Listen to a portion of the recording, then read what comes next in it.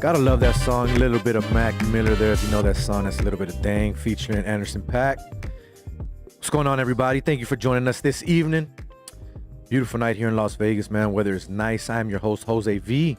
This is another episode of Straight Bet Sports, coming to you live from the sports and entertainment capital of the world, none other than Las Vegas, Nevada. Even though we are broadcasting from downtown Las Vegas, same exact spot. Got Rob G in front of me. Co-host as always, getting ready. Got his computer set up. Got a new segment for him today. We're going to introduce you guys to that here shortly. Rob, how's your night going, my man? Good. Ready for tonight? Yeah, ready. Got a lot to talk about? Yeah, a little bit. Dodgers let you down tonight, but it's all right. It's going to be a good series. Yeah, it's going 7. We'll see. I said that earlier in the week. I thought the Dodgers would win, and it would go 7, so we'll definitely talk about that. We got a good show lined up for you guys tonight. We got Sam Gordon of the Las Vegas Review-Journal joining us via Skype. He was at the Teofimo Lopez Lomachenko super fight this past weekend at the MGM Grand Garden, Las Vegas. Interesting fight, man. Some people had it a draw. Some people said it was all the way for Lopez. I thought Lopez won. Not as close or as lopsided as people thought it was, but we'll get Sam's thoughts on that. He was ringside. Should be interesting to see what he thinks about the fight and what he sees moving forward with these two fighters as well. Big Game James behind the big board, producing the show, doing what you do as always, my man. Thank you so much. And we twinsies on the hat tonight. People can't see, but we both got the LA Lakers championship hats on. How's your night going today? Night's going well, man. You know what I'm saying? I was happy when mine came in the mail, so I had to rock it immediately. Perfect. Rocked it at the same time, man. Sounds good. Not only that, we're going to talk about the dominance of the Dodgers in Game 1. We're also going to talk about the Miami Dolphins. Is it 2 a time? It's all over the place. If you've seen it, is it a good move? Is it not? We're going to talk about that. And we got a new segment for you guys tonight as well. It's called The Opening Line with Rob G. Rob likes to get into the lines of what he sees, what he means by that as the world opens, where the lines are at, what he thinks is interesting that you might want to take a look at to bet on. We'll jump into that. And, of course, our main segment of the night where we get into our sports betting, where we break down the lines of the NFL, let you know what we see, what we like, where we think some of these games are going to go, and then we'll break it down with our final picks of the night. Tonight, we're going to go for an hour and a half, though. We got an extra half hour sponsored by the American Outlaws tonight, so that's fun, man. We're going to break into that. But with that being said, I'm your host, Jose V. This is another episode of Straight Bet Sports. YouTube, Twitter, Facebook, the Gorilla Cross app. We are streaming live on every single platform that you heard as of right now. If you don't catch it now and you want to catch it later, hop on those same platforms. You can rewatch the show all over again. If not, if you want the audio, on all digital platforms as well, Apple Podcasts, Spotify, Google, wherever you want to watch, and especially the Gorilla Cross app. Download it right now on your app store. If not, go to gorillacross.com. Simple as that. But if you want to give us a call after our first guest later to talk about anything that we may be talking about, the studio number is 702-608-3259. All right, so let's go ahead and jump into our starting lineup of the night, which we basically already got into it. We could play the music if you want. Let's go ahead and do that. Fun show. 2 a time in Miami. Is it right? Is it wrong? I have a lot to say about it. I know you do too. We were talking about that earlier. So Yes, that's sir. one of the things we're going to talk about. Also, like we said, Sam Gordon talking Lomachenko Lopez. That's going to be interesting. Dodgers lose Game 2 today, but they were dominant in Game 1 with Clayton Kershaw. We're going to get into it with that. And I hope you guys like our pick segment because we're trying to do something different. The name of the show is Straight Bet Sports. We don't talk betting all the time, but we got to get into it from time to time. So it's going to be a fun show tonight. Every time. Every single time. But with that being said, let's let you guys know who we are being brought to you by tonight. As we are every single Wednesday night here on the Guerrilla Cross Radio Network, we are being brought to you by Joshua LaFon with Simply Vegas Real Estate, a realtor here to help educate current and future Las Vegas locals on selling and investing in real estate. I know you're probably asking yourself, educate. Well, yes, trust me, there's a lot of amount of adults that when it comes to real estate, don't know the right questions to ask, don't know where to start, and think they need a lot of cash to buy a house here in Nevada, which simply isn't true. So Josh has decided to make it his responsibility to teach his clients what they need to ask to help ensure making their home ownership dreams a reality. So make sure you call or text Joshua LaFon today at 702-813-0533. This has been another paid advertisement by Joshua LaFon with Simply Vegas Real Estate. And like I said, today we are going an extra half hour. So I gotta let you guys know who made that possible. Tonight, Brian Aleman of the the American Outlaws Las Vegas chapter has made it possible for us to extend our show for an extra half hour. The American Outlaws dedicates itself to organize passionate and enthusiastic support for our men's, women's, and youth national soccer teams wherever and whenever they take the field. They unite and strengthen through their network of local chapters to build community, host watch parties and other events, and mobilize for charitable works. Find them on all things social media at Facebook on AO Las Vegas, IG at Vegas_Los Outlaws, Twitter AO_Las Vegas, and their website AOLasVegas.com. For any more sponsorship information, check out the American Outlaws Las Vegas chapter today. So we paid the bills. We got that out of the way, Rob. You ready? I'm ready. Are you ready to talk some boxing? Because you said that you watched the fight. I watched the whole fight. You saw the whole fight. There you Yep. go, Rob. Your favorite view. We got the sky cam view here. Sorry, I'm So, always moving. I'm sorry, James. You gotta I'm keep always yourself in the moving, camera. man. I gotta stay still. But with that being said, let's go ahead and jump into it with our first guest of the night. This gentleman right here, I met him when we started covering the WNBA with the Las Vegas Aces Media Day when they first got out here. Minnesota kid, none other than Sam Gordon of the Las Vegas Review-Journal joining us tonight. Sam, how's it going, brother? Greatly appreciate you joining us tonight. Rob, how you doing? Appreciate you guys having me. Pleasure to be here. Excited to talk a little bit of boxing with you guys. Definitely a big weekend for boxing and for Las Vegas. So you called it. You were there. You saw the event. You got to cover the event. But before we get into the actual match and the boxing itself, talk about the protocols and everything leading up to the actual event for the media on how it was with the COVID testing and things of that nature. Now that it's different, it's not just a regular media event anymore. Yeah, for sure, Jose.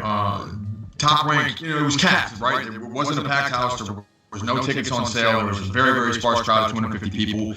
And as a result, they were really prudent. I got into the MGM Grand on Thursday night.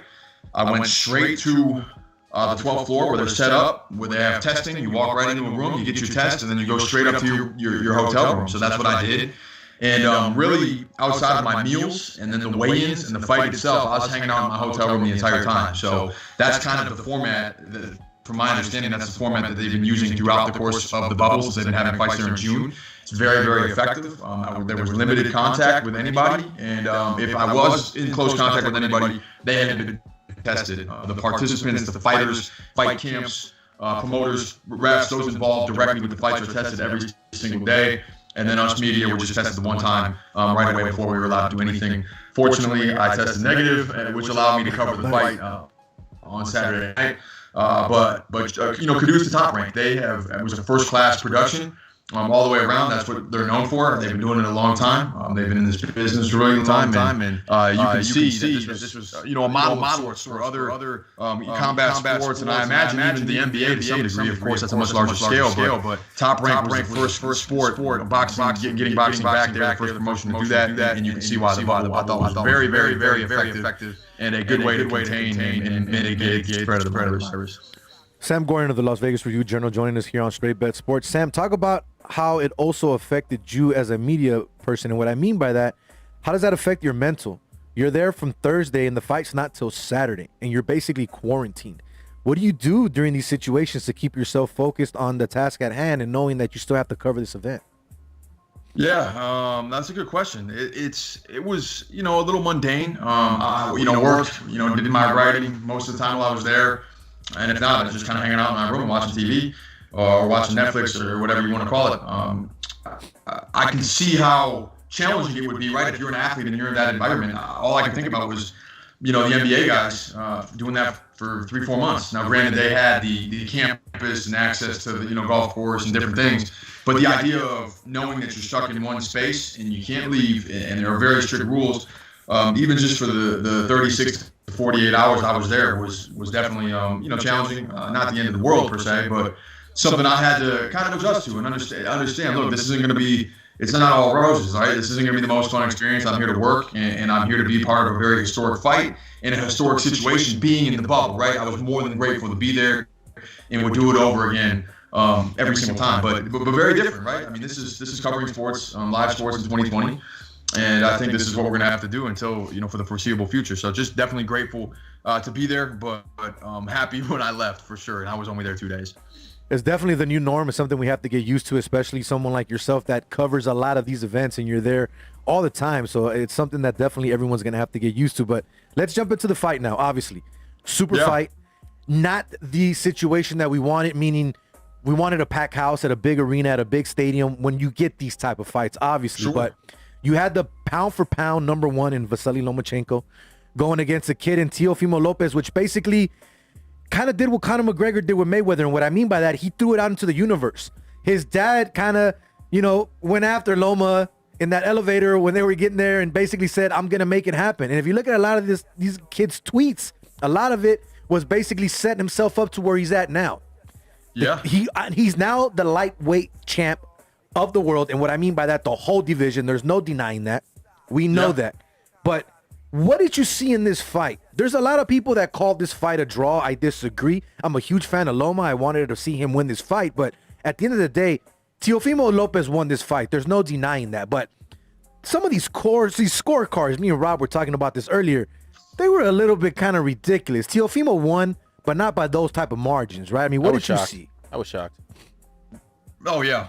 One, the 119, 107 or whatever it was, 119, 108. I can't even remember what the exact score was, 119, 109, whatever. Very, very, very surprising. But no, Jose, you nailed it. Teofimo Lopez won that fight. And I thought he controlled the early rounds, right? He was dictating the pace and the tempo. He was fighting his fight. He was aggressive with both his jab and his power shots to the head and the body.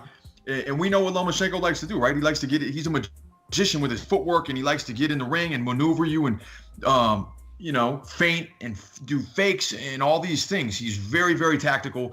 He's brilliant and a joy to watch. And Teofimo had a game plan. Like, you could tell. No, I'm not letting you move around. I'm using my length. I'm using my size, and I'm going to keep you in check with this jab, with these hooks, with these body shots, and with my work. And you are not going to be able to roam freely. And I thought it took Loma quite a bit of time to adjust to what Teofimo was doing. It was an incredible game plan, right? And I think what was particularly remarkable about this is we know Teofimo Lopez is a power puncher. We know him for his knockouts. We know him. We know he can do that. I don't think many people thought he could get in the ring and outbox one of the, if not the best boxer, like you said, pound for pound. If we're talking skill, you're talking about Lomachenko as maybe the class of boxing right now. Yeah. And Teofimo Lopez got in that ring and outboxed, outmaneuvered, outskilled Vasily Lomachenko. And it was incredibly, incredibly impressive. And I want to give Lomachenko his credit, right? He finally was able to figure things out, maybe that 7th, 8th round, and mounted what I thought was a very strong rally. I thought he controlled 4 or 5 rounds in there where he looked like the Lomachenko that we know. He was fast, he was moving around, he was aggressive, he was throwing combinations, and I thought he was really wearing out Lopez. But to Lopez's credit, what could have been a close fight, what some may have scored as a really close fight, he put that to bed in the 12th round. He landed 50 punches in that 12th round alone. Per CompuBox, that is the most punches ever landed on one round against Vasily Lomachenko. Wow, he landed 148 power punches in that fight. That is the most power punches anybody has landed against Vasily Lomachenko, right? The stats back up what we saw. He threw more, he landed more, he landed the more powerful shots.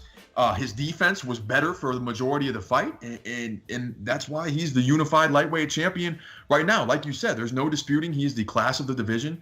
And Undisputed. really, I think Undisputed as well. Got all the belts. Yeah, absolutely. And really, what I think is he is the perfect superstar, arriving at the perfect time for boxing. Right? We knew he had the power. Okay, that was no question about that. Now we know he has the skill. Yep. And we've seen that. And on top of that, like you mentioned, he's got the mouthpiece. Yo. He can talk the talk. He knows how to promote his fights. His dad is tremendous at that as well. Their team was fantastic. They were outstanding leading up to the fight for the last 2 years, and they call for this, right? We're used to seeing younger fighters want to build their resume, build their record. There's an allure to that unbeaten, that zero. And Teofimo Lopez said, no, man, forget all that. I'm here. I'm the best lightweight in the division, and I'm going to assert myself against the pound for pound, arguably best pound for pound fighter in the world. And he was outstanding in doing that. And I think it is exactly what boxing needs as it works to establish its foothold again in the mainstream. Sam Gordon of the Las Vegas Review-Journal joining us here tonight. He was ringside at the Teofimo Lopez Lomachenko super fight this past weekend that happened. Now, when we talk about the lightweight division, we know what Teofimo Lopez has done or what he's already accomplished. We know where he's at. We know, like you said, he's got the mouthpiece. He can promote himself. He can talk the talk. He can walk the walk. He can back it up. What's next for him in this division? You have to defend those titles now. That's the next step. Now, who do you see in this division that can actually give him any type of shot? Obviously, people are saying, don't give Lomachenko the rematch. What? There's a thing coming out now that Lomachenko had an injury. But Sure. then Dan Rafael saying it's not an excuse that there's facts if he actually had surgery and this and that. I don't like hearing about injuries after the fight. I want to hear them before. To me, if I hear them after, it becomes out as an excuse. Like with Tyson Fury and Wilder, when he talked about the weight, it was too heavy for him. Sure. That type of stuff. But going back to this division, we have Gervonta Davis. You got Devin Haney. I mean, you got guys that are still undefeated in the top 10 in the lightweight division. Who do you see him taking this next step with? Or do you see him somehow giving Lomachenko the rematch first? I would be surprised if they gave Lomachenko the rematch. I mean, after the fight, Teofimo, pretty much dismissed the idea of giving Lomachenko a rematch. Now, I personally would love to see that. Lomachenko stepped in the ring, right? I'm with you. It's not an excuse at all. He stepped in the ring. But I think it would be as good of a fight as it was. I think we would see a different kind of Lomachenko. I'd be curious to see how he would adjust to Teofimo, knowing that Teofimo is an outstanding boxer, and I would be curious to see what adjustments Teofimo would make back, because clearly these are two cerebral fighters. There's no question about that, but I don't see that happening. I would be surprised if it does. In terms of the viable opponents for him at lightweight, you mentioned the two names, Jose. I think Gervonta Davis would be an incredible fight for him. He's under the Mayweather banner, as we know. Mayweather and Top Rank have had they've worked together in the past, of course, with the Pacquiao-Mayweather fight, and maybe there's a chance that they could put something together. I think that fight would definitely be a pay-per-view draw. It could make a lot of money, and we know what Gervonta Davis brings to the table, and we know about his fight coming up with Leo Santa Cruz. He's a knockout artist. He's a knockout specialist. He has tremendous power, and I think Teofimo Lopez would be an ideal opponent for him. And then if it's not Gervonta, if it's not Tank, you look at a Devin Haney who has the skill, the defense, the footwork, the fundamentals, incredibly skilled fighter who has, still has the one of the WBC's belts, and that he's going to defend his title early next month as well. So those are the two guys if they stay at 135, and I think that's the money division right now. And I think that would be the best move for Teofimo as he continues to build his brand, is take one more fight at 135. But as you guys know, he's a bigger lightweight, right? Yeah. You saw that size differential in the ring. You saw Lopez's frame. He's still only 23. I see him also maybe after one more fight at lightweight going up to 140, possibly even settling at 147, or dare I say this, 154, right? We're looking at a young man in Teofimo Lopez who has the potential, the size, the build, the frame to possibly take down and conquer multiple divisions. For him, it's about how long do you want to stay at lightweight. He made the weight. He looked spectacular. There's no doubt about that. But he acknowledged after the fight, and his dad acknowledged it's challenging for him. It takes a lot of focus, a lot of drive, a lot of discipline in his diet for him to make 135. I hope we see Lopez Davis or Lopez Haney. I think his camp knows that those would both be lucrative fights, and I think you saw Devin Haney on Twitter, calling for that fight. We'll see how Tank Davis does after this weekend. Santa Cruz, by my estimation, is the best fighter, the most skilled fighter he'll have faced to date. Maybe if he handles business, I agree with you on ready that. to step up. and take on Teofimo Lopez for a big money fight. We know how Mayweather. I mean, Money Mayweather. They're the money team. We know that they're not going to turn down a lucrative opportunity. And Tank is going to be 26. I mean, he's approaching the prime. He's done his thing. He's built his way up. He has the undefeated record. He has that profile now, and he has that pay-per-view draw. I think that would be an outstanding fight. But I expect Lopez to be at 135 for no longer than a year, and then you're going to start to see him take down other divisions, and he definitely has the ability to do that, to be a titleist at 140 and 147. So another question I had for you, Sam, when it comes to Teofimo, I don't know if you have anything for Sam. Rob, you good? No, I'm good right now. I can only see a rematch. That's all I can see right now. So I would love to see a rematch. I mean, I'm sure most of us would. Too. Yeah. I would love to see a rematch, but if he's gonna move on, I mean, yeah. If I were Lomachenko, I would definitely make sure I get a rematch, because that whole fight came down to the last round for me. So I had him taking the last round, and I had 7-5. I had 7-5 Lopez, but yeah, they definitely came down to the last round. Yeah, I had 7-5 Lopez as well. I thought Lopez, I thought Lomachenko got that second round, and I thought Lomachenko controlled the fight from 8, 9, 10, 11, 8, 9, 10, and 11, that would be. And then Lopez was just outstanding in that final round. I mean, he really showed a lot of heart. But I can also see, I can see Lopez getting the first 7 rounds. I think 116, 112 would have been fair, and I could even see 117, 111, right? There's a number of ways that this fight could have gone. I could not see 119, 109. I thought that was absurd. I thought Lomachenko at least got 3 rounds without question. And like you said, I gave him 5. So I'm curious to see where Lomachenko goes, right? Like, he has a surgery. That's legit. Does he want to stay at 135 and really try and get that rematch, or maybe fight a Devin Haney or a Ryan Garcia, maybe, who has a fight coming up in December, who we know under the Golden Boy banner is one of the best in 135? Or does he move back down? Does he go back down to a 130 and take on somebody like a Shakur Stevenson, right? I mean, to me, 135, Lomachenko can make that weight, and he can fight those fights, and we've seen him do that, right? He was unified champion, but 130 feels like a little bit more natural for him in terms of his size. He's not a big 135. He's a smaller 135. He feels more like a natural 130. But I'm not. We should not be writing Vasily Lomachenko's obituary yet. Like, we cannot do that. This man is still. You saw the skill. It just was a little too late in that fight, and he's still only 32. I mean, there's a lot of big fights in his future should he want those, without a doubt. No, I agree with you. There's a lot of fights that sometimes just because you lose, it doesn't necessarily hurt you. It helps you. I mean, a lot of people criticize, or at least people that I spoke to, maybe you didn't, but people that I spoke to criticize Teofimo Lopez because he's 23. He took a fight against a pound-for-pound boxer. Kind of brings back memories of Canelo Floyd Mayweather, which to me, that was still one of the best fights that Canelo could have took, because he learned so much from it. There is a such thing as a good loss, in my opinion, and that was a great loss for Canelo, because look at what he's done ever since. Now, now going to my point with that, he's proven the doubters wrong. He's proven that he can go out there with the best, fight anyone, and he wants to fight anyone. That's what I like about Teofimo. He doesn't run from anyone. He's willing to fight anyone in the division if he has to.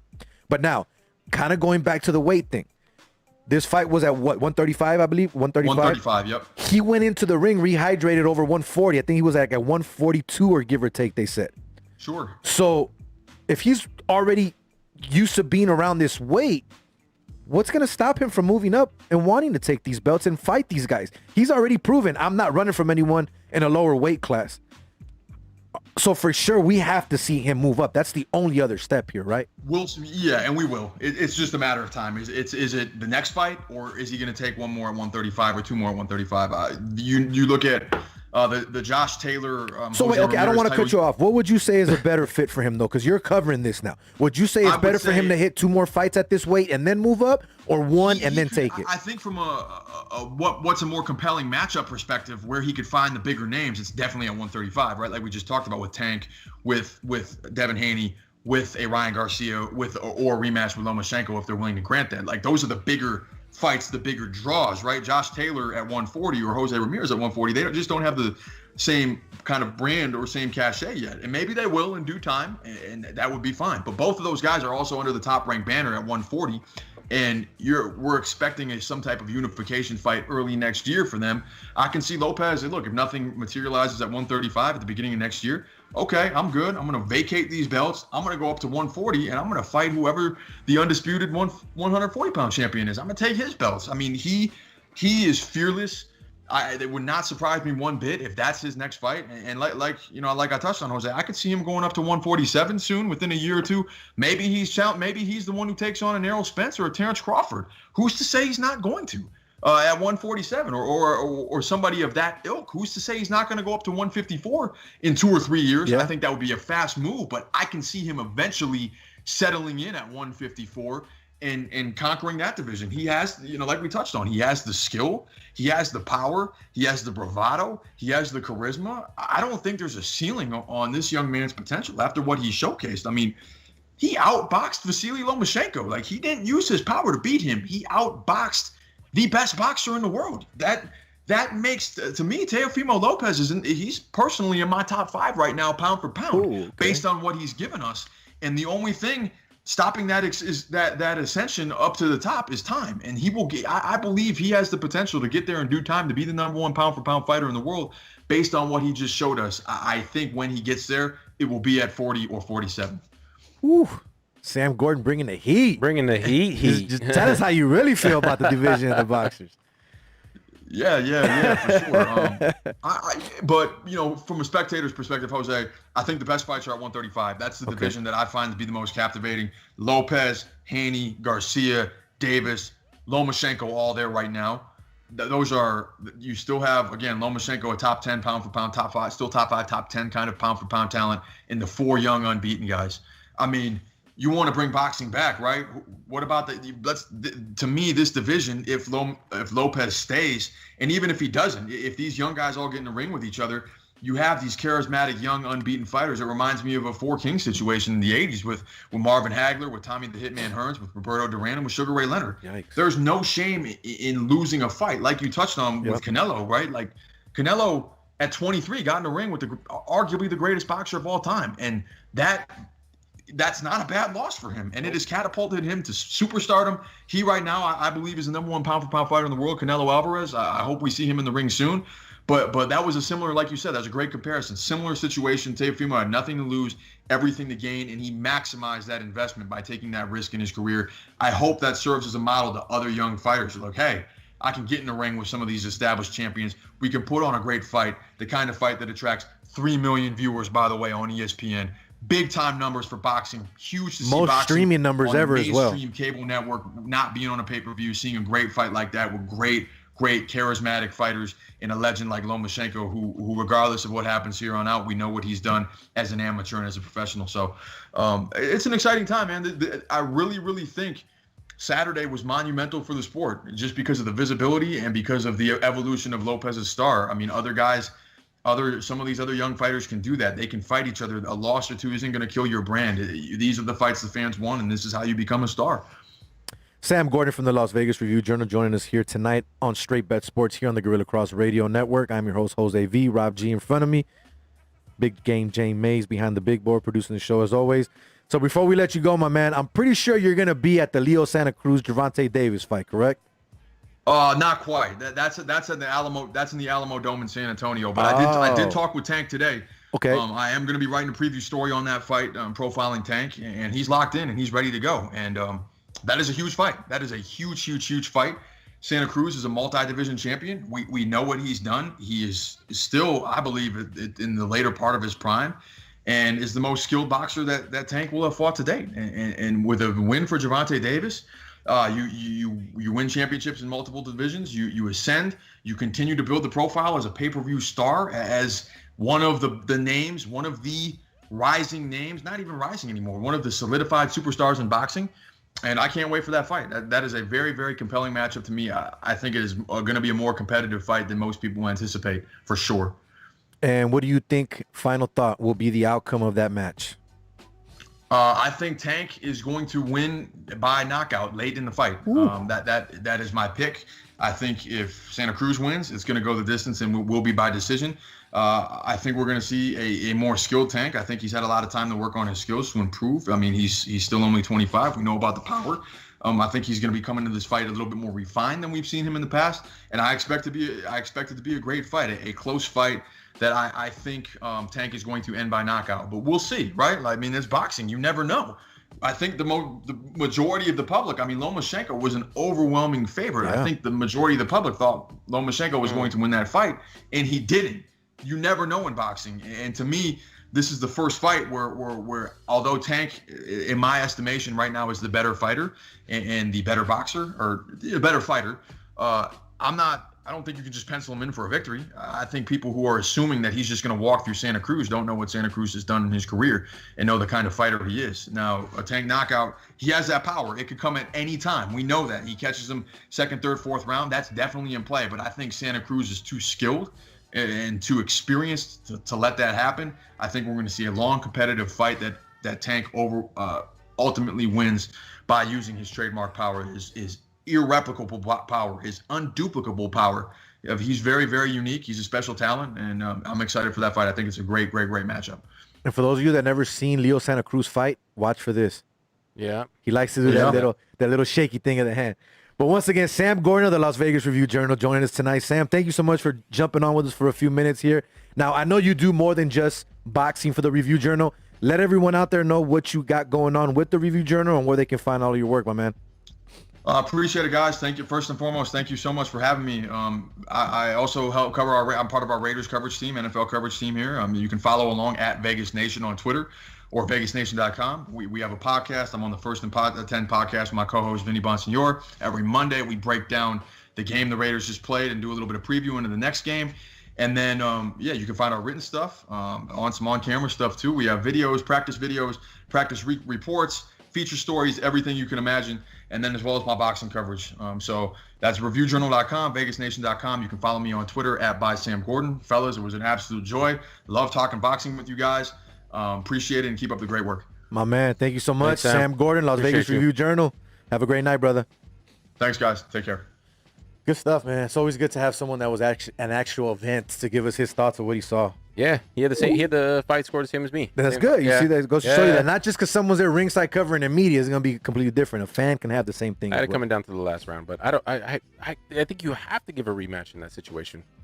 I don't know, man. I don't know. I say yes because Vasily came out and said, I'm going to give you an opportunity to take my reign. You should give me an opportunity to I'm win surprised that it's back. not in the contract. I reached out to That someone. is crazy. My buddy posted it right here too, Brian. He goes, no rematch clause in the contract either. Yeah, so I just reached out to someone, and I guess it wasn't there either. So, which is interesting because normally the champion just works, They make sure that they have a make rematch sure that clause. exactly. So Anthony Joshua and Ruiz exactly. Yeah, So, I mean even Tyson Fury, Deontay, right? I mean, that one was for sure too. So definitely. for Loma not to have one in there, it's kind of surprising to me.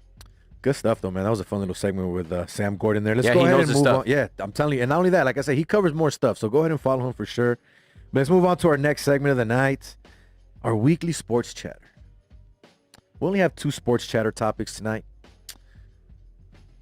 Let's talk about one first, and we'll leave your Dodgers second. How about that? So we can finish out with that. So the first one being the Miami Dolphins have decided to move on from the 7th ranked passer rating quarterback in the NFL, Ryan Fitzpatrick, a quarterback that has led his team to a 3-3 record in a division that no longer has Tom Brady. We know that. But they're in a division where they're 1 game out of first place. Buffalo just lost. Buffalo's 4-2. Miami's 3-3. Now, if you guys know me, you follow me, social media, you talk to me, friends, family, whatever it may be, you know that I don't think Tua's going to do anything in the NFL anyways. At all? I think he's going to be a bust. Wait, I've been calling it. No, first of all, I haven't heard you say that. First of all, Alabama quarterbacks don't pan out in the NFL. The last one that did it was Joe Willie Namath, won Super Bowl III with my Jets. No other Alabama quarterback has done crap since. Let's be honest. Correct, but But here's I the thing. remember Not only you that- saying that Tua was not going to be a Bro, you could ask Mike Dixon, Vegas Sports Daily, good friend of mine. He's a big Dolphins fan. We had this conversation. I talked to him on the phone for an hour, and I explained to him why. It's not an analytical thing. It's not a stat thing. The kid is great. There's no taking away what he's done and what he's done at Alabama and what he's done in his football career. But first of all, you're injury prone. Second of all, you had a Bo Jackson injury, which will end most people's career. That's another one. Not only that, you went to Miami, Miami's going to ruin your career in general. They don't have anything good going for them. They just ended up benching a guy that was doing pretty good just to give a rookie the opportunity to take over. Now, Of all the teams that are doing a rebuild, I think that the Dolphins are doing the best job. When you consider like all the teams that have said like, hey, we're going to tank. I'll see it when they win. They're obviously not saying they're going to tank, but the teams that we say on paper that are going to tank or they look like they're tanking, I think the Dolphins have done a good job with their draft in the last year or last couple years, and they're 3-3, one game out of first place right now. Here's the thing. I like what Brian Flores is doing. I give him credit. Correct. But this move here it's unprecedented. How do you risk not only – here's the thing. Like I said, that's my belief, okay? I'm not disagreeing with anyone that says that he's going to succeed. I hope he succeeds. Let me get that out there. I don't want people to think I'm just hating on this kid and I'm talking trash and I'm trying to put him down. No, I'm not those type of people you see on ESPN that like to run their mouth just to bring some of these players down and then mess with their mental. No, I hope and pray you have a great career. I just don't think it's going to happen. Now, with that being said, this kid's a rookie coming off a possible career-ending injury, like I said. You are the Miami Dolphins. You went into this season already knowing you weren't playing for anything. Ryan Fitzpatrick was told the opportunity was yours. You're going to mentor, but you know what the eventual process is going to be. We knew it was going to be Tua time eventually. But you're basically risking your franchise. As you just said, Rob, they've done a great job of rebuilding or whatever it is. Could this be the one wrong thing they do in the rebuilding process by bringing him back too early? Aren't you risking this kid's career and not only that, your franchise? I do. I completely agree that they're doing Ryan Fitzpatrick wrong at this point in time in the season. If they were maybe like 1-5 or maybe 2-4, whatever the situation may be, that may be a perfect time to maybe bring in Tua. I was hoping that we would be able to see him, at Raider Stadium, because they played the Raiders at the end of the year. But to bring him in one game down from first place, really kind of shows. It really shows where they want to. It's almost like the first real sign that a team is really tanking. Like no team is ever going to say that they're tanking, like I just said before. But yeah, bringing him in after one series in the previous game when they were up, when they were beating the Jets, of course. To bring him in at this point in time, I feel like Ryan Fitzpatrick in the short end of the stick for sure. And who are you playing? You're playing Aaron Donald. Yeah, the best defensive player in the league. Well, did they announce him to be the starter moving forward, or was it just for the time being? So right here, one day after Miami Dolphins coach Brian Flores elevated rookie Tua Tagovailoa to starting quarterback, the recently demoted Ryan Fitzpatrick said the timing broke his heart and wonders if his time in the NFL is done. I feel like he's been getting that short in this, like I said, everywhere. That part everywhere he's gone. I mean, sometimes it's injury related. But this time, he's the only quarterback to ever throw, I believe it was, play and throw a touchdown for 8 different teams. Yikes! Yeah. Not only that, he's played for every team in the AFC East except the Patriots. And every time he gets hit, he played for the Dolphins, the Jets, the Bills.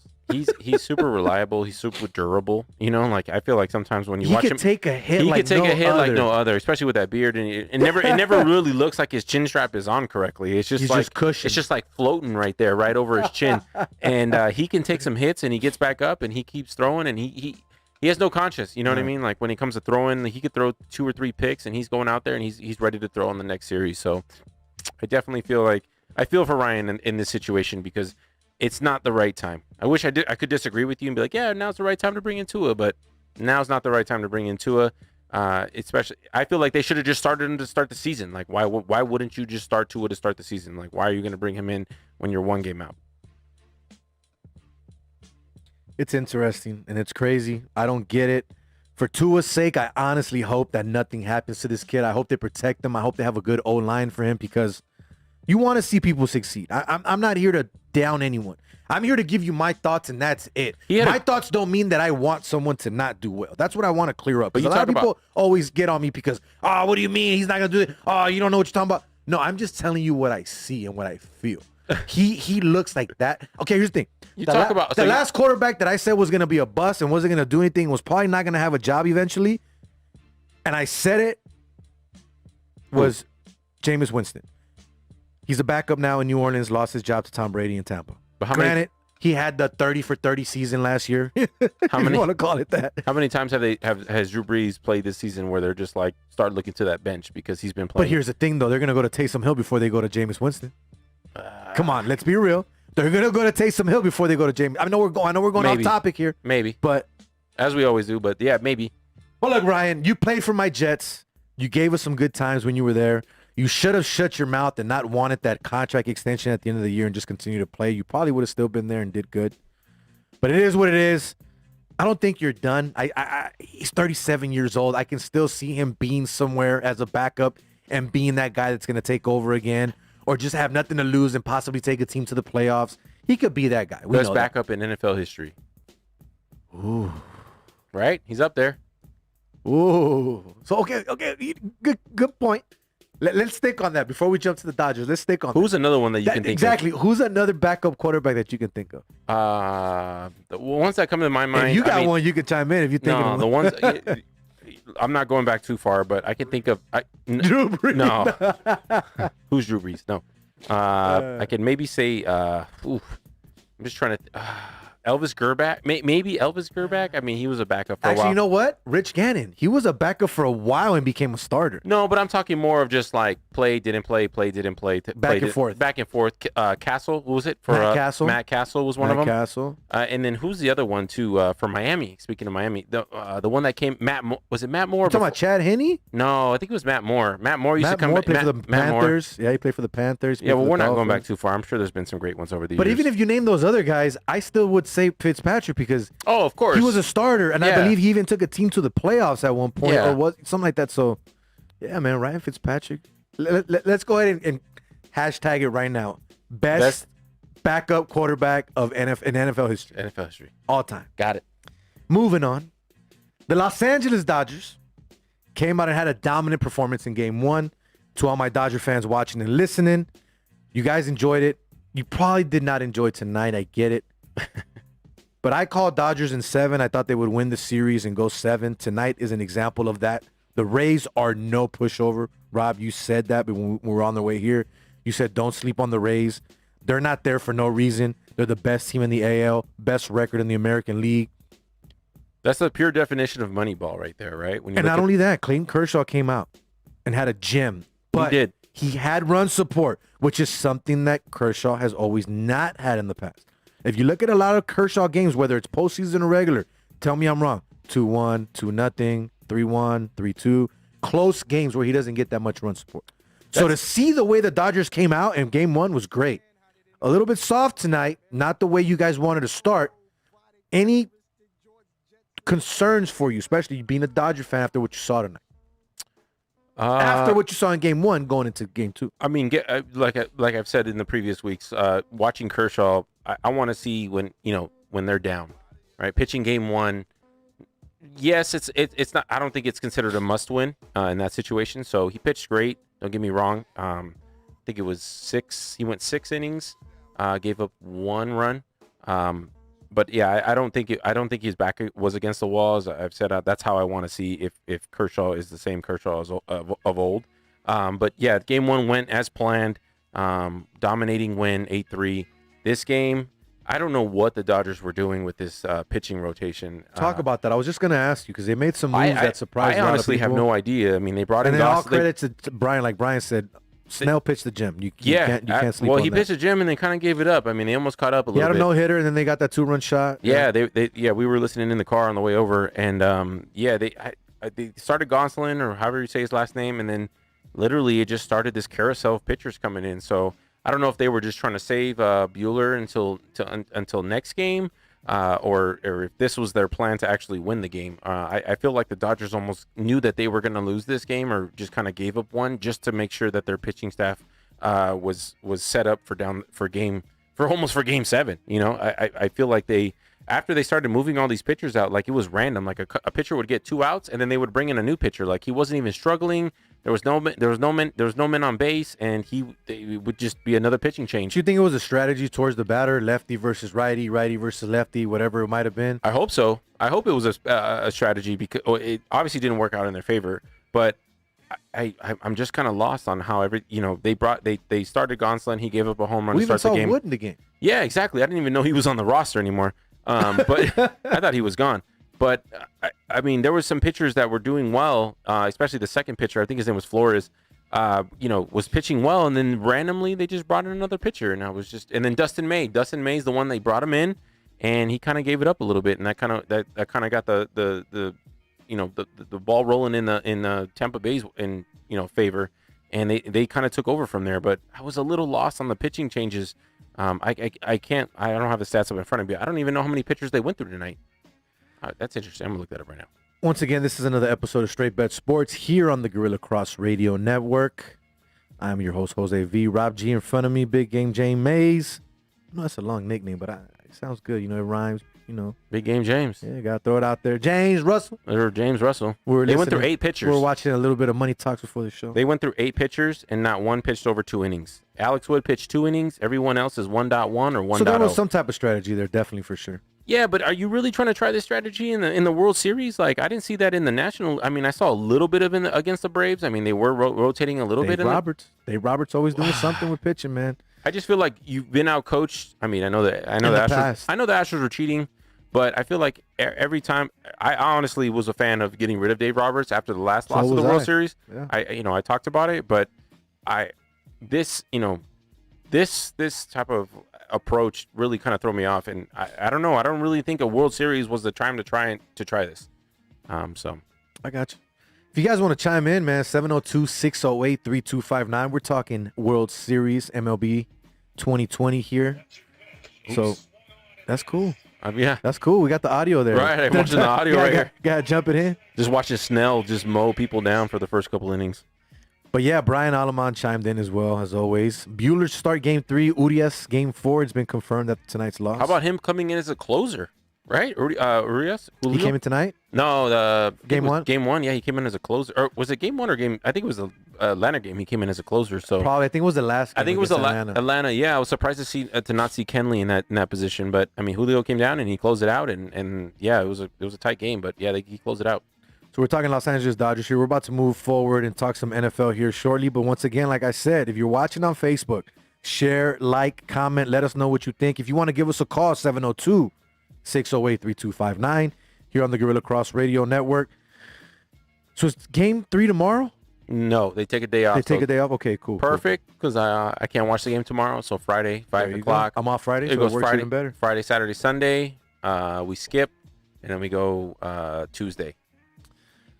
Wow, man. It's going to be interesting, man. I hope the Dodgers pull it off. I hope the Dodgers pull it off. I think they will. I don't see any problems with that. They need to pull it off. If they don't pull it off, So how many people have gone through 3 World Series losses in their life? We'll finish on this note. Me and Rob had this conversation on the way here. I was having a conversation with my wife. She's like, I don't know how you guys watch this, this and that. I told her, well, think about this. Rob is about to be in his 3rd World Series in 4 years as a Dodger fan without a win so far. She goes, oh, yeah, that sucks. It probably sucks for you. I'm like, well, I'm a Jets fan. I wasn't around when they won the first Super Bowl, but I'm a Yankee fan. I've been more fortunate to see them win championships than lose. They've only lost 2 championships in my lifetime, or at least since I've been watching and following. So it's a little bit different. So not only that, he's a Niner fan. So 2 Super Bowls. Tough. 2 Super Bowls. This is going to be my 3rd World Series. And not to mention, my entire family is Giants fans. They're San Francisco Giants fans. So when you win 3 just on the odd years and 09, I hear it all the time. So I'm one of the only Dodger fans in my family. I think I may have one of my nephews on board with me, but they're all Giants fans. So I mean, just having to live in that atmosphere, and fun times. Going and being the underdog every time and winning the World Series, and they got 3 rings. And the last one. Right. You guys still have more, so it don't matter. Right, correct. But I would rather take them right now than those in your lifetime. Yeah, at least give me in my lifetime. But I'm a Niners fan too, and I've lost 2 Super Bowls like that too. So James, I got a request for you. Can you play some Dr. Dre, some old Dr. Dre? Of course, edited. We don't want to get in trouble. Like 2 weeks ago. Just some West Coast, since it is West Coast Wednesday, just to move on into our next segment. He was playing some DJ Quick. He was playing. I heard the DJ Quick, and I was like, yeah, I'm good with that. So our new segment of the night, something I wanted to create. I'm sitting at home last night. I'm thinking, I'm like, you know what? Rob's always giving us his thoughts and his conspiracy theories, or this line opened up here and this looks fishy. So he gets into depth more than I do, because I don't look into it like that. He is the better on this show. Let's be honest. Even though the name of the show is called Straight Bet Sports with Jose V, Rob G is the better of the show. Let's be honest. So with that being said, moving forward to this new segment of the night that we're gonna have every single Wednesday. There we go. This is the opening line with Rob G. Rob, go ahead and break down what you've seen or what is in front of your screen that you want to let people know that looks fishy there tonight. So last week I didn't have too much to talk about when it came to college football. We kind of skipped over that segment and jumped right into the NFL. But this week we got the Big Ten back, right? Big Ten's coming back. Okay. Mountain West is coming back, Yep. right? Probably should have said UNLV. that first since we're live in Las San Vegas. Diego State. Yep, everything's coming back on both of those sides of the field. So college football really feels like it's back now, right? Unfortunately, I don't have any plays on those two divisions. But two things that jumped out of the page to me. Well, not say jumped out, but two things I wanted to at least come with two plays. I feel like more than two plays is like a reach, right? So, first game, Alabama versus Tennessee. Okay. Tennessee, 2 weeks ago, played Georgia, had them on the ropes maybe for the first half of the game. Okay. Came back, second half started, and then Georgia just took over, right? Georgia took over, demolished them, had a horrible second half against them. They come back next week, right, against Kentucky, 6-point favorites. Money about, I believe the money is about 50-50 on both sides, and they just get completely, they look like an amateur team against Kentucky. Kentucky ran them. I don't even remember how many points they scored, to be honest with you, off the top of my head, but I think they scored like 10 points. Alabama coming off an okay first half against Georgia, then just literally just like I always, demolished Georgia second half, covered the spread, undefeated for the season. Tennessee, Alabama's 4-0, Tennessee's 2-2. Line opens up, Alabama on the road at Tennessee. It still is the SEC. As bad as Tennessee has looked the last 2 weeks, Alabama opens up as a negative, as a -20 favorite.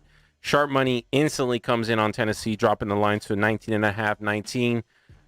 As expected, line moves back up. We're looking at Alabama -21. I got to start saying -21. Yeah. And you got about 90% of the money on Alabama. I'm looking at Tennessee on this with a backdoor cover. I want to call it right then. I don't. Backdoor cover on Tennessee. Yeah, backdoor cover. You can call those sometimes where I think Alabama's going to win this game, obviously, but I can see Tennessee making a late drive to cover this spread. Give me the 3 touchdowns in Tennessee at home. Okay. All right. So that's the only game that you're saying that you're I got one more. So I agree with you on the SEC part of it. It is the SEC. I don't know much about Tennessee. I've seen what Alabama has done in this short season so far. They were preseason ranked number 3rd. I think it was number 13. They were top 25 for sure. They were top 20. I'll say that. But it's the SEC. It's a road game.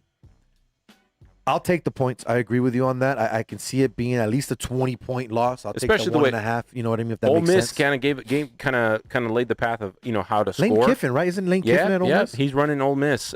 They scored. They went literally toe to toe with Alabama until like the last 5 minutes of the game, and Alabama just kind of took off on them. But they were tied up at half, and it was close. Like I said, close until the last 5 minutes, and Alabama took off. But they kind of laid the road how to score on Alabama, and I think Tennessee can learn from it. I know they've looked horrible the last 2 games, but give me 21 points at home in the SEC. See, and that's why I wanted to bring up and do this segment, because the way Rob breaks down the bets, it's like the way you're going to be doing it with your buddies at the book. You're going to be talking like, look, bro, check this out. I saw this happened. This is what I'm looking at. Granted, it's not the professional stuff. We get that. We're not pros. But I guarantee you the type of stuff that Rob's telling you, it's not the way you're going to hear it somewhere else. You might go on a professional show or someone that's giving you analytics and all that. You're just going to get lost and confused. You want to hear the chatter. That's the chatter that you hear with your boys when you're at the book, right? Tell me. Correct. What you just basically explained was easy. A couple weeks ago, they played this game. They opened up at that. Next game, they play this. This happened. And now you're telling me this is the line? Simple. It's not that hard. What you got next? Next one, Miami at home versus Virginia. Miami 2 weeks ago, demolished by Clemson. Clemson covered that spread. Remember we talked about it? I was like, they're not begging you to take Clemson, right? They're begging you to take Miami. They're begging you to take Miami in those 15 points. Clemson rolled them. Virginia coming off two big losses. They lost by back-to-back games. They lost one to Wake. It was on the road, but it was to Wake Forest. And then the second one was at home against NC State. They lost both games by 17 points. Really? Okay. Right? So they're coming off 2 losses back-to-back, 17 points. You got Miami after the Clemson loss. Was favored by, I believe, 11 against Pittsburgh. covered the spread, right? They won by 12. You could have middled that game because if I believe Miami opened up -10, line closed -12, so you literally could have middled that game if you wanted to.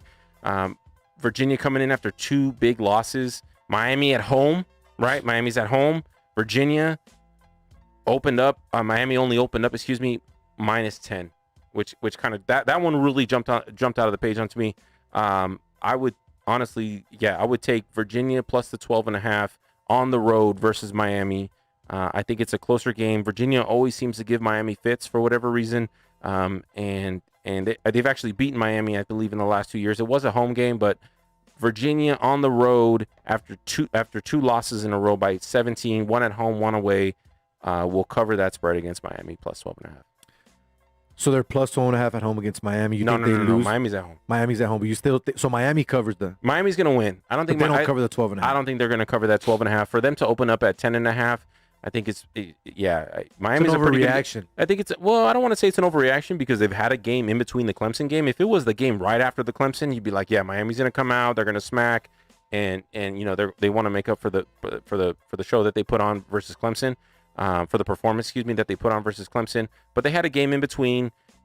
Pittsburgh, they couldn't really run away with it against Pittsburgh, but for whatever reason, for Virginia losing 2 games in a row by 17 points, one at home, one away, I think Miami should be favored by possibly, I'd say 13.5, 14 points at home, and for them to only open up at 10.5, I think it's begging you to take Miami.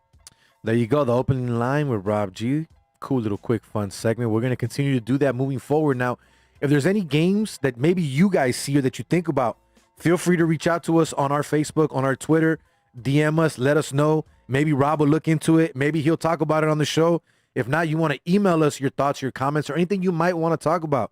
straightbetsports@outlook.com. Very easy. Not only that, I want to throw it out there to you guys. If anyone looking for some sponsorship or anything you want to do, you own a small business, you want to promote, you want to get your name out there, hit us up as well. straightbetsports@outlook.com. We'll definitely respond to your emails and get something set up with you as well. So, Rob, moving forward, let's get into our bread and butter, what we like to talk about right now during the NFL season. Obviously, we always save the best for last. We got an extra 30 minutes tonight. Once again, like I said, thanks to Brian Alamano, the American Outlaws, Las Vegas Outlaws. Awesome that we got them because we need a little bit more time. We got right. We'll be off there. We'll be cutting. We'll be done right now. Okay, my pick is see you. Yep. Have a nice day. Big James on the board. Have a nice day. All right, man. Let's move on, though. We got a lot of trash games again like last week, so a couple of these we're going to move through. First one, Giants versus Eagles.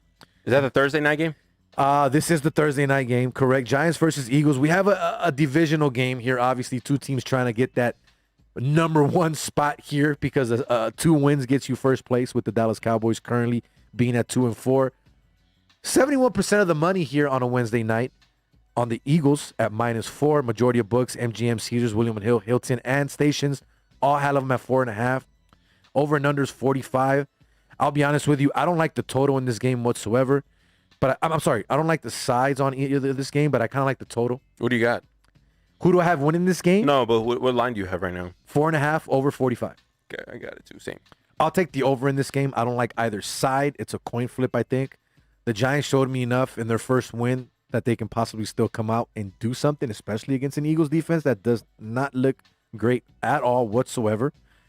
Carson Wentz is basically playing himself out of a job pretty soon here, it looks like. I have to give him some credit, though. I'll be honest with you.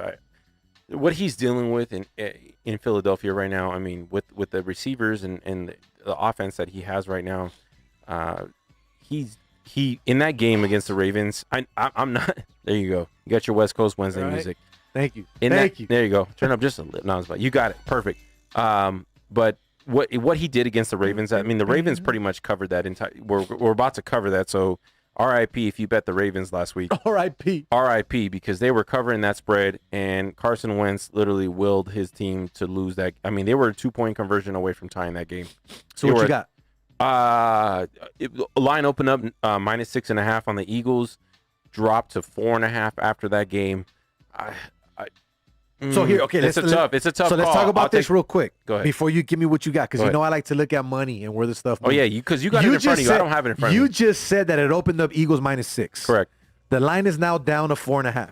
What would that tell you? That everyone's betting the Giants, correct? Normally, that's how the books adjust lines. Well, remember, these are 2 weeks. These are 2 weeks in advance. But still, though, If there's 71% of the money on the Eagles, why did the line move down on 1.5? Because it opened 6.5 before the game game of Ravens. Now, don't get me wrong, the Ravens were 10, double digit Correct. faves Double-digit, yeah. on the road in Philadelphia. So for it to move that way, I mean, Ravens were expected to win that game anyways. But for it to go to 4.5, I mean, the Giants won by 1 point thanks to a 2-point conversion that failed against the Redskins, or excuse me, against the Washington football team. I would take the Eagles. I mean, I really don't have a play on that, but if you So we're not talking points. You just think the Eagles win the game. Eagles win the game, All yeah. right. Browns Bengals. Baker Mayfield got benched last week. Coach said it was not due to his play. It was the fact that the game was out of reach. You wanted to cause any injury or anything else. Kind of like the Jimmy Garoppolo situation a few weeks ago with the Niners. First game back, they benched him. Not because he was bad, just the game was out of reach. Didn't want to cause any injury. But if we're being real here and you're looking at Baker Mayfield's stats, he's in the bottom 25 when it comes to quarterbacks, overall statistics. He's not doing enough. So don't let the 4-2 record fool you. Sorry, Cowboy fans and Browns fans. Don't let the big win against Dallas fool you. This game to me is a trap game, and here's why. You have a team in the Cleveland Browns which is trying to figure out their identity. You have people in the media that are screaming and yelling and telling Jarvis Landry and Odell Beckham to ask for a trade after the last loss that they had, which to me it's ridiculous. It's still too early. You're still 4-2. Everyone, money-wise, right now on a Wednesday, 64% is on the Browns at 3.5. Some places have it at 3. Call me crazy. I've seen enough in Joe Burrow and what they've done so far that I can see them pulling off this upset and winning. Not only covering this game, but winning this game, and only because it's at home. Only because it's at home. I don't have enough trust in the Cleveland Browns and Baker Mayfield and that offense to be consistent and come out and win this game. With that being said, I'm just taking the Bengals. That's not one of my picks. We're just going through these. I like the Bengals winning this game. I like the Browns. I hate to say it. Against everything you just said, I think I would take the Browns. I mean, Baker, yeah, he got benched last week. The Bengals put up, I think this is a little bit of an overreaction on both sides, right? Got benched against the Steelers. Bengals come out and should have beaten the Colts. They were up, 21-0 against the Colts. And looking great in that first half. Imagine if you had that money line. Geez, what a ticket to have. Looking great against the Colts, who are supposedly have one of the top defenses, if not the top defense, statistically in the league, and lost, I believe, by 4 points because Burrow threw a pick on the final drive as they were marching down to possibly win that game. He throws a pick. With that being said, just what the last thing people remember on paper is that the Browns got smashed. The Bengals did way better than expected. Yes, I said last week that the Bengals were coming down to earth a little bit because they played well to begin the season. I would lay the points with the 3.5. I in this situation, I always like to ask myself, who are they begging you to take, right? And after last week, I think they're begging you to take the Bengals. Give me the 3, not only the 3, but you're going to add the hook. I'll take the 3.5. So, with that being said, I'll take the Browns. So last week, I said something that someone criticized the crap out of me the last couple days. Yes. And he's like, Cowboys, huh? Looking great, yeah. Plug and play, perfect system. Right. Yeah. So Rob wanted to grill me about that because I said that. No, what I wanted like James plays, like the starting lineup for the Lakers. So James he wanted James to play the audio of me saying how Andy Dalton was a plug-and-play quarterback, how it was going to work out. After Imagine if they go to the championship game. 1 week of practice under his belt. Yeah, this is the type of quarterback McCarthy needs. So I'm going to say it again. The Cowboys are going to win this game. It's at a pick 'em. It's not my pick. It's not my pick of the week. But here's the thing. First of all you Twitter trolls, Facebook people, and everyone that I'm not a Cowboy fan, so I don't care. But people that are out there that were just grilling and talking crap about the Cowboys and their fans. This is pathetic. This is this. You guys are trash, blah, blah, blah. Okay, first of all, I didn't hear anyone talking about Zeke fumbling the ball. That was one. All I heard about was how bad the Cowboys were, but no one talked about, Zeke. Everyone talking about, oh, Andy Dalton, this and that, and blah, blah, blah. I bet you the Cowboys wish they had Dak back. Another thing you're not talking about, the Cowboys had injuries galore on that offensive line. You weren't talking about that either, though. But what I'm saying is, it's easy for people to grill this team and talk crap about something when they don't talk about everything else that's happening in the game. So you're telling me that the 2 fumbles that Zeke Elliott had were Andy Dalton's fault? You're telling me that the 2 rookies that they started on the offensive line that have no experience are Andy Dalton's fault? No. And then for some of these players that are supposedly coming out complaining, saying that the coaching staff is trash and doesn't know what they're doing and has no idea how to do their job, That's wrong. that's wrong and ridiculous. After one game, and not only that, you're still in first place. So what the hell are you guys complaining about? I think Andy could have played better, though. That was a horrible game through and through. I think he did as good as he could have done for that first game, knowing the circumstances and especially with everything that happened. I think Zeke doesn't fumble and lose those fumbles in that game. We're talking about a whole different game here, a whole different scenario, whole different thing. Now, we know what the Redskins are, what the Washington football team is and isn't. It looks like they're going to start Allen again, the guy that was interception prone in Carolina, doing the same thing here in Washington now because his ex-coach wants to keep him. We might see Alex Smith again. We still have a kid that's holding a clipboard at home, which should still be the starting quarterback on this team. But I feel like Arizona played really well. I mean, it's not like those 2 fumbles caused, Kyler Murray only completed 9 passes in that game. Right, but it's not like... I mean, come on. He did. It's not like he did. Understand, though, that one of them was an 80-yard touchdown pass. Of course. So there was... I mean, you got to give credit to Arizona when it's due. No, of course. But it's not like those turnovers gave...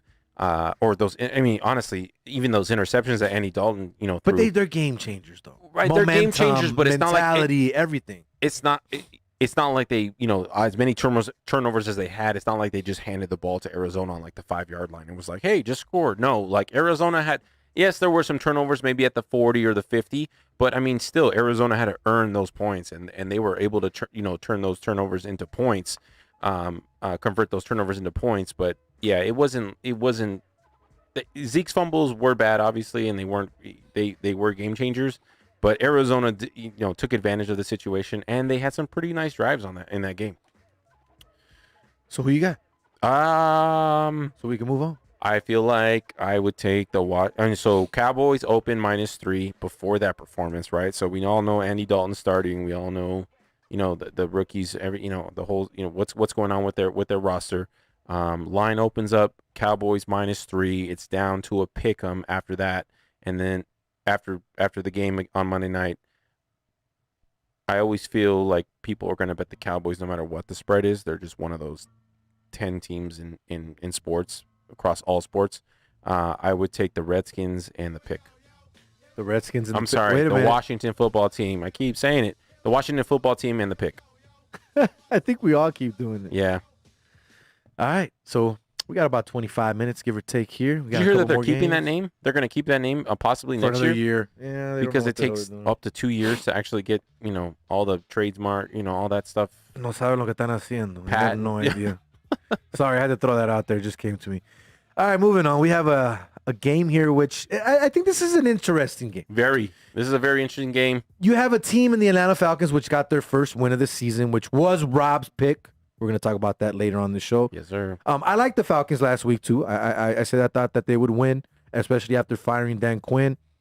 But then you also have a Lions team, which is 2-3. Not that bad overall.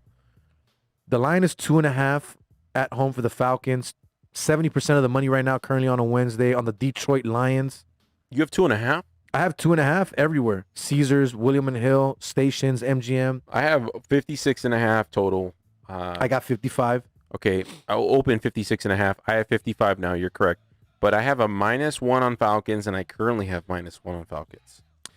I'll give it to you straight and easy. I like what the Falcons did last week. They looked a lot more confident, a lot more smooth overall. Still some things to work on. But a coaching change can do that for you. Give me the Falcons. I think they cover the 2.5. I can see them winning by a field goal.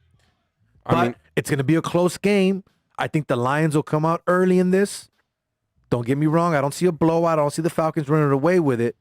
I think they win by a field goal, like I said, but I think it'll be a great game to watch. Don't let the records fool you. I could see this being a high-scoring game. Yeah, definitely. It's a tough game to handicap. To handicap on the spread side. But I think you're right. I think the Falcons have nothing to play for, really. I mean, they're 1-5. Yes, the division. I mean, who's leading that division? Let's see. We got the Tampa. Bucks 4-2, Saints 3-2, and you got the Panthers 3-3. So I mean, there's still life, right? There's still life. They're 1-5. And then not the end of the world. There's still life for the Lions as well. 2-3. You got the Bears at 5-1 and the Packers at 4-1. There's still life for both of these teams, but I think Falcons will put it together back to back. New coach, like you just mentioned. Raheem Morris. I'm leaning towards the Falcons, but I mean nothing.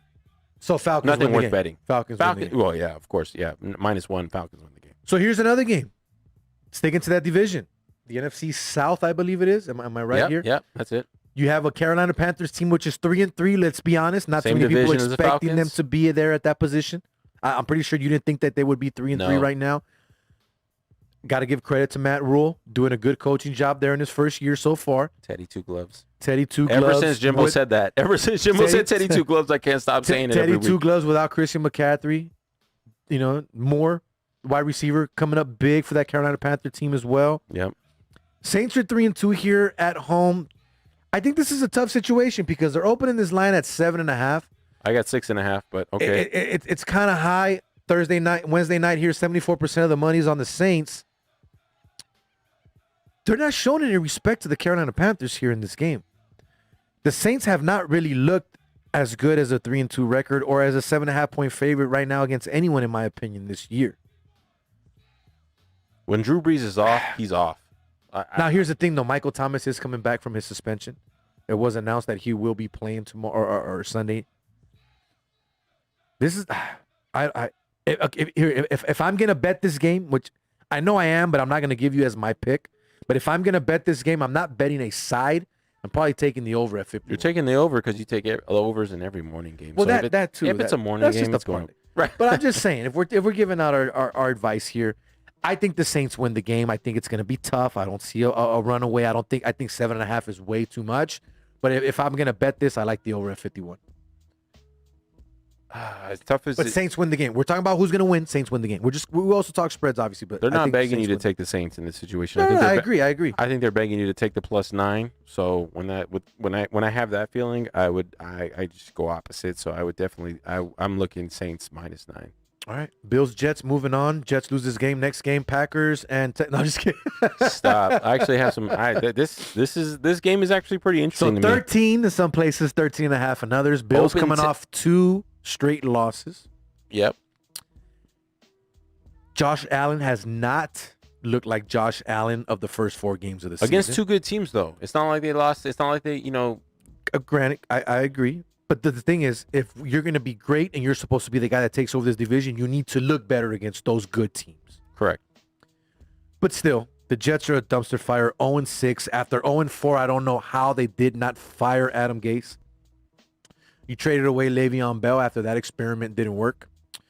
Not only that, Lawrence from the Clemson Tigers literally came out, don't quote me, but it was something like, you think I'm trying and hoping that trash team Did he doesn't win officially for say me? that? I Yes. thought people were trying to speak for him when they were like, I "Hey, saw- if I was Trevor Lawrence, I saw it in 4 different would- social media I would platforms. come Maybe back. I'm wrong. I would play another year at Clemson But here's just the to thing, I don't avoid blame that. him. Just to avoid that. Of course, I don't yeah. blame him. I wouldn't want to play for the Jets, even if they offered me $1 million contract right now. That'd be embarrassing. Stop. You would take the No, I know I would take the money. I'm just overreacting. But seriously, moving on quick on this game. No, I'm not moving on quick from this game. I'm not moving on Okay, quick. so tell me then, if you're not moving on, you're seeing something I'm not. Yeah, exactly. That's exactly the point I'm trying to make. Is so Bills obviously open up -10 before they played the Chiefs. Chiefs were favored in that game, so Chiefs were expected to win that game. Bills lost to 2 great teams back to back, right? You lose to the Titans and then you lose to the Chiefs. For the books to open up, the Jets didn't score 1 point last week. They got donut. 24-0? Was it 20?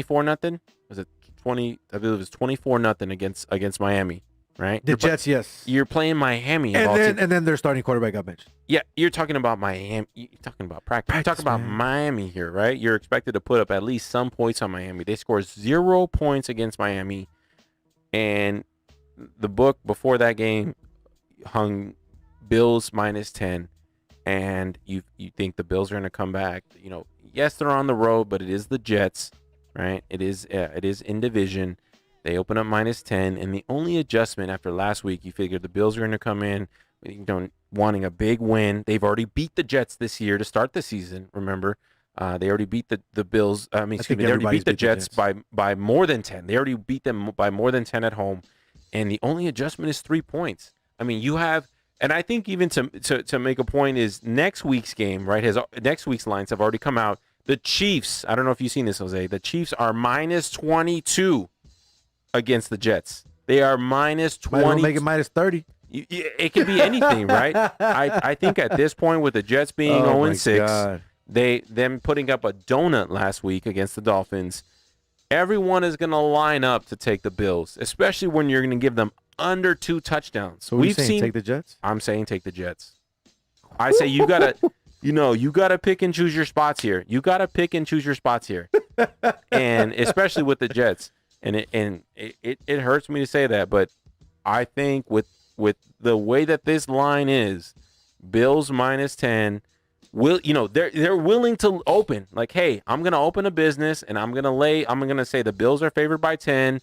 And I'll let the public come in and bet as much as they want. Go ahead. Ready, set, go. Right? So you got the Jets. I would take the Jets plus the 13. I would most likely say wait because I could possibly see you getting 13.5, maybe even 14.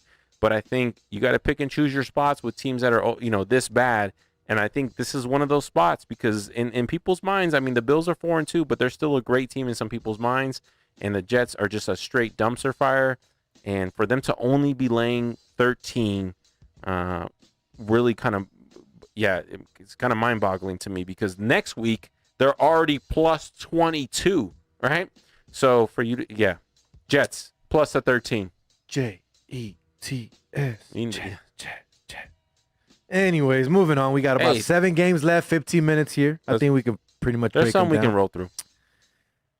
We got our game of the week on here too, which to me we're gonna What save are you talking that about? one. We talked about the Browns already. There's no game of the week. No, We talked about no. the Browns are your game of the week every week. No, there's a game of the week. We All have right. the 2 best teams in the NFL still left, but we're gonna talk about that later. All right. Packers, Texans. I think we can move by this one pretty quick here. Aaron Rodgers not looking good in this game against Tampa Bay. If you follow Aaron Rodgers recently, especially in the last couple of years, doesn't look good against great teams or winning teams. Look at what happened last year against San Francisco.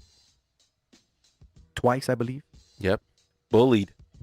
Didn't look good. When they get punched when they get really punched in the face, they don't move forward. They keep moving backwards. Yeah, they have no punch. They have no bite. And now that's this game exactly is what 3.5. Majority of places 3.5. Open 3 up to 3.5. Totals 57. Insane. These totals are so high just because there's everything with it. It's just crazy. It's up to 50. I have 56.5. So my take, I'll give you my take Go. before you. Yeah. Okay, I'll take it. So last week I said there was 2 games that I said that the points would come into play. If you remember, Jose, I said the Giants and the football team, right? Washington came into play. Texans, Titans, the points should have come into play, except Romeo Crennel decided to go for a 2-point conversion instead of kicking a field goal to go up 8. Yes, the Titans came back and scored at the end of the game with 4 seconds left in the game, which was a great play. I watched pretty much the whole entire second half. But not taking the extra point and going for 2 cost them that game because, I mean, yes, they scored, but who's to say that they would have made the 2-point conversion, right? I don't know what type of decision. I think it was Rich Gannon, right? He's on CBS. Oh, my God. He ripped them. I posted it on Twitter, so if you guys follow me on Twitter, that's where I saw it. They check it out. He pulled out the card on them, kind of like when the baseball players look at where to line up against a player. They have a card like that everyone carries, and it shows you when to go for 1 and when to go for 2. But let me cut you off here. It's easy for anyone, you, me, James, anyone, to say that after the play didn't work and they lost. Just like in the Super Bowl. Why didn't you run Marshawn Lynch? Oh, yeah, it's easy to say it now because we saw the interception. But what if that pass would have worked and they would have scored and they win? That's what I'm saying. Me, honestly, Rich Gannon, I'm sorry. First of all, you were a dink and dunk quarterback your whole career. You weren't great. Yeah, you have a Super Bowl record because you threw 5 interceptions in a Super Bowl, which is awesome. I'm glad you did that. But aside from that, it's just a guy trying to get a little more recognition, trying to start something. I don't think it was that. I look at it this way. You're already up 7. You're trying to put the game out of reach and make it 9. You're basically saying I trust in my defense that they're not going to score a touchdown. I So think I agree, and not only that, you're the Houston Texans. You have one game that you've won, and you have a interim coach. You have nothing to lose here. I like the decision. I'm sorry. I disagree. Let me pull this up here, but yeah, I mean, you do have the Titans who are 5-0. They're in your division, so it wasn't in division game, division game. So I can understand where you're coming from, but I would go up by 8, and I know you can't really trust your. I mean, if you're going for 2 at that point, it's almost like you don't trust your defense at that point either. But here's right? the thing: if you're gonna go up by 8, I'm good with that. But here's the Titans can You got to still score tie. and get the 2-point It conversion. doesn't matter. Exactly. You got to score and get an extra point. You're almost Regardless, they still have to tie the game. By you going for 2 point, you're saying, okay, you can still tie it regardless. I'm willing to take that, but I'm going to try to take this opportunity and take it from you. But I guarantee the percentages on making an extra point versus converting a 2-point conversion are higher. 52% this season, 2-point conversion. That's this season, but I'm talking exactly. overall. But we're talking about this season. It happened this season. Anyways, I still disagree with you. But see, that's the good. spread. That's So what I was saying, the spread should have come into play. Like I mentioned, I said the spread's going to come into play in that game, which it should have. It should have. With this game here, I think the Texans. I think 3.5 at home versus the Texans is a little bit too much to pass up. I would take the Texans plus the 3.5. All right, there we go. Give me the Packers. I think they win. Minus 3.5. You want to lay the hook too? No, I think they win. I didn't say anything Oh, about okay. covering. Okay. Moving on, Seattle and Arizona. We got to run here. We got 10 minutes, Yeah, Rob. let's run. So Seattle and Arizona, this is an interesting game. Seattle going in undefeated 5-0. 3.5 is the spread. 85% of the money is on Seattle here on a Wednesday night so far. I'm going to make it short and sweet. I like what Arizona's doing. I like the mind of Cliff Kingsbury. Yep. I like that team. I think they pull off the upset and give Seattle their first loss of the season. I agree. I take the Cardinals plus a 3. These games are always pretty crazy too. I don't remember if you remember a couple years ago when they had like they each That missed a field goal. division in general. Yeah, those it's a games are division weird. game. Yeah, I would take the Cardinals in the 3. Maybe a game where the spread comes into play. Okay. Miss extra point here. Something happens. Something crazy. Safety, something crazy. But yeah, I would take the Cardinals in the points. So here's another game that I have actually been looking at since last Sunday. Niners Patriots. Mhm. You're a Niner fan. Yeah. I'm not. But the reason for my pick on this game is not because of my hatred for the Patriots. It's because of what the Niners are doing. It's down to -2. Exactly. That's what I'm looking at. Opened up -5 again. Over and under 5.5. 43.5, some places 44. Yeah, I like the over in that game. I can see that game going over, but after what I've seen and haven't seen from Cam and New England, and from what I have seen from the Niners with injuries without, I know Raheem Mostert is going to be out now for the next 2 to 3 weeks, they said. I didn't hear that. But And yeah, well, in our fantasy league, some dude sent me a trade and gave me some players, and he wanted Mostert. I'm like, yeah, accept, done. He didn't even check it. But anyways, I like the Niners in this game. I think they win this game outright. I think they go on the road and continue. I think they go up to 4-3. I just think that the coaching that Kyle Shanahan? Kyle Shanahan is doing, I think Jimmy G looks a lot more comfortable. It was just that game in New York, the turf, the injuries, all that. Give me the Niners. I mean, at this point, I watched. Honestly, it was on I believe CBS. The entire Patriots game. I had a Patriots fan over to the house.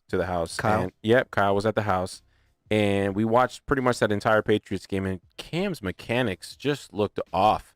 Looks rusty. It wasn't even rusty. It was just like the way that he was releasing the ball. It was like he was throwing like Colin Kaepernick darts. Like it wasn't even like he was trying to lob the ball. There was no arch or anything. It was just straight. Yeah, it was awkward.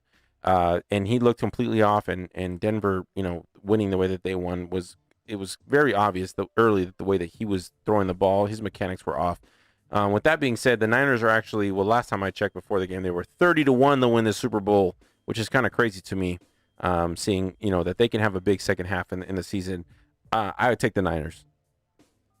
One of the games that I like this week, Chiefs Broncos. This line is currently sitting at 9.5. It's pretty evenly bet. 54% of the money here I on have a 10.5. Wednesday. I have -10.5. Okay, 55% of the money here on a Wednesday is being bet on the Broncos, so pretty evenly matched. Nothing crazy so far. No one's really saying they think this, they think that. This game is interesting because it's a divisional game. You saw what the Broncos just did.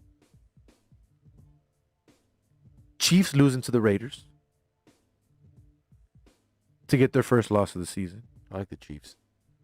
I like the Broncos in this one. Moving on. I like the Chiefs. Minus 10.5. Yeah, I can see that. Maybe possibly taking the hook. But for them to add a hook on certain specific numbers takes a lot of money. And So call for me them, crazy. for them to add 7 outright. Broncos win outright. Ooh. All right. Moving on, we got 3 games left here on Gorilla Cross Radio. This is another episode of Straight Bet Sports. I'm your host, Jose V. Rob G in front of me. James Mays behind the big board. Bucks Raiders. I'm going to tell you right now, I like the Raiders in this game. And it's not because I'm being a homer, because we're here. I like the way they played against Kansas City. I think a week off helps them. I understand if you saw the article, they just sent their whole offensive line home due to COVID situation. That doesn't mean they're not going to play on Sunday. It's just concerns because of, what do they call it? The tracing? COVID tracing? COVID tracing, yeah. I like the Raiders in this game. The line is 3.5. Some places have it at 4. Wow. 75% of the money on the Bucks currently, as it should be, I think. I like the Raiders. I think they win outright. It opened minus $2. That was before the demolishing of Packers, and then obviously the Raiders had the bye week, but they did look good against Kansas City. I'm just going to speak quickly on this game. I like the Buccaneers minus the 3.5. All right. So we got 2 games left, but I'm actually going to hold off on one of them, and we're going to go ahead and jump into the Monday night game right away. You're going to skip Chargers Jags? No, I'm just playing. Go ahead. I didn't even see that one on the board. Oh, yeah, that's Chargers Jags. You got Chargers Jags, and you got Bears Rams. But we can always skip the Bears. Chargers Jags didn't even come up on my screen. Yeah, we can go Steelers Titans. Let's go. I think the Chargers beat the Jags. Let's leave it there. But Steelers Titans we're going to save for last. The Monday night game is the Bears and the Rams. The Rams are at home 4-2, playing at SoFi against the Bears 5-1. When Nick Foles is going to play against one of his former teams, because he did play in LA during the Steve Fisher years. 71% of the money here on the Rams currently on a Wednesday night. The line sits at 6, Rob, 44.5. Some places have it at 45. I'm not sold on the Rams, but I'm not sold on the Bears either. Either of them.